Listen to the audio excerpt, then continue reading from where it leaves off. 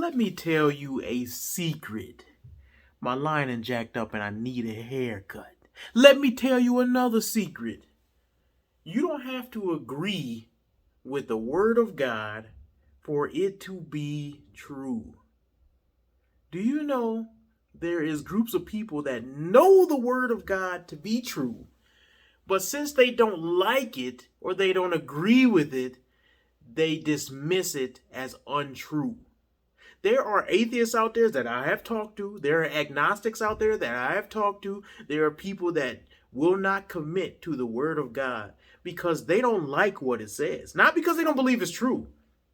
There are a lot of atheists that know on an intellectual level that nothing cannot create something. And that something that's more powerful than ourselves had to create us. But they refuse to believe it. And it always comes down to, I don't agree with Christianity. The Christian God has did something I deem as evil. Which, if you really want to get technical, if you decide what's good and evil and not God, then he's not God and you are. Which means that you don't really believe, or you're not really putting God in his rightful place. But we don't have to get into that. You don't have to like something in order to believe in it. Guess what? Here's another secret. I don't like all of the rules and the things in the Bible either.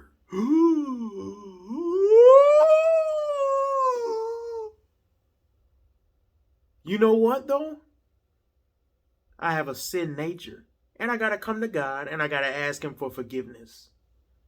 Because when I'm not aligned with God, I have to say to myself, there's something about me that needs to change, not him. You know what? I don't like the idea that hell is eternal. I don't like the idea that I have friends that have died that are probably in hell right now. But that is God's decision and not mine. They have chosen not to follow God, even though they knew me while they were still here. And they chose not to listen or to heed the word of God or to look into my life and see that there was truth there, to see people's lives that have changed by God that would never have changed any other way. They chose to ignore all that. And God makes the final judgment. And he is just and I am not. He knows the full ins and outs of everybody's intents of their heart and every thought they ever thought. I don't get to make that decision. I may not like that I'm not God, but guess what? The reason why he's God and I'm not is because he knows all things and he chose to do righteous. And if I knew all things, I would still choose to do evil. And it's like people, let's go into Christianity as well.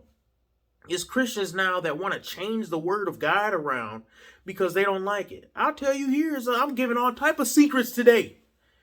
Where I come from, the places where I used to live, I got friends from every walk of life. I got friends that sleep around with their girlfriends that refuse to get married. I got friends that do drugs. I got friends who are drunkards, who drink alcohol. I got friends that party, who sleep around with people that are not their wives. I tell them and I live a godly life in front of every one of them, and they choose to be my friends still because most of them respect the fact that I'm still a friendly person and they still concede the authenticity that I don't change no matter who I'm around. So I got friends from every walk of life. I got friends with alternative lifestyles, right? Friends that are gay, friends that have changed over and have went from being a boy to being a girl or identifying as such. I have friends from every different lifestyle. And you know what? I don't like the fact that, man, these people's lifestyle is not what God had once called for them to be. These people's lifestyle is not pleasing to God. I wish that I could just tell them everything's going to be okay. But I can't lie to them just because I don't like or my mind does not align with what the word of God says. If there is a God, then he has a standard. If there is a standard, we have to live by it. If we're not living by it, we are in sin. And when my friends come and ask me, hey man, do you think me, a man and a man is a sinful position before God? A man and a man romantically? I have to say yes.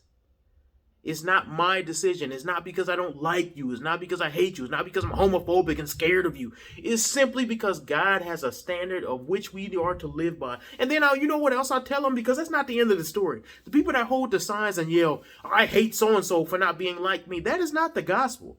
The end of the gospel is I was a sinner as well. I was wicked as well. And Jesus Christ saved me. It ain't just God don't like you and that's it. You gonna burn in hell forever. No, you can change just like I change. I have to say no to my sexual desires every day. My sexual desires to sleep with multiple women every day. I have to look and say, that girl's attractive, but she is not my wife. I have to turn my eyes away from that because that person does not belong to me. That's a struggle every man has to deal with, and we need to be more honest about that struggle. We'll go into videos about pornography and things like that later on. But I will tell you, as a man, I have to say no to my sexual desires. And God expects you to as well. No matter what those sexual desires are, whatever your flavor of sin of the month is, God has for you to say no to that. And just because you don't like it doesn't mean that it's not godly.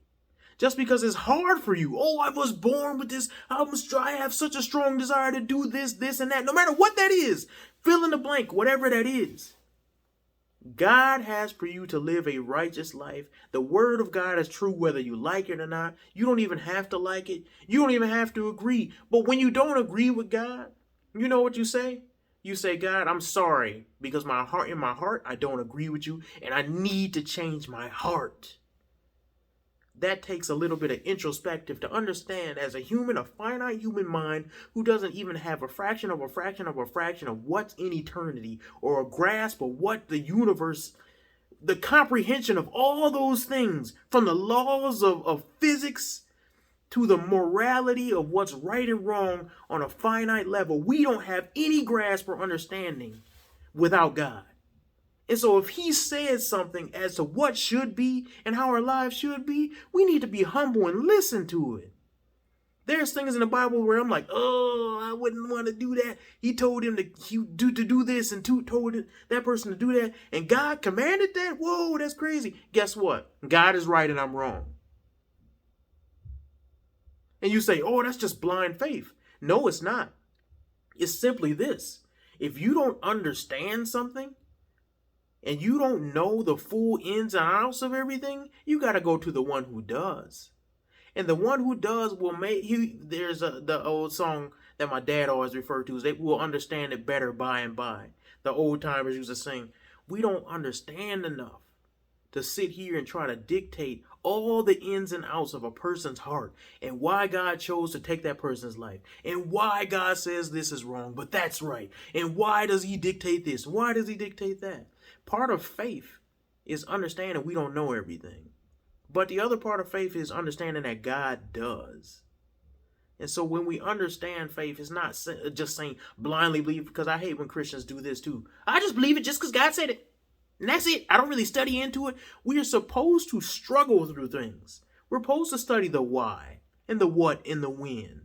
We're supposed to study those things. That doesn't mean you're going to understand it all in your lifetime, but you're supposed to study and try to understand it. For the most part, you should be able to give an answer to those who ask. But in the times that we do not, like when you see a child's death, which I've seen several, you can't explain to that parent why God allowed that to happen, other than saying that God is sovereign. And explaining it at that time is not the best time to do it. Maybe even for years to come, it might not be the best time to explain, hey, God did this for this reason and you should understand. No. Sometimes you will understand it as you go. And while you go, you will understand and develop a relationship with God, just like he did when Job. Remember, Job lost all his family. Job lost everything he had. Job got sick. Job got everything went wrong and he did not understand it. But God at the end of the book gave the best explanation as to why it happened. And the explanation, to boil it down, is I am God and you are not. And we don't like that answer. Because in humans, we want to say, I want to be God. I want to make decisions. I want to know what's going on right here, right now, all the time. Everywhere that I go, I need to know why, when, how, where. God don't work like that. There's things we're meant to understand and some things we aren't. And to understand that and to think any differently to that is to have a lack of humility.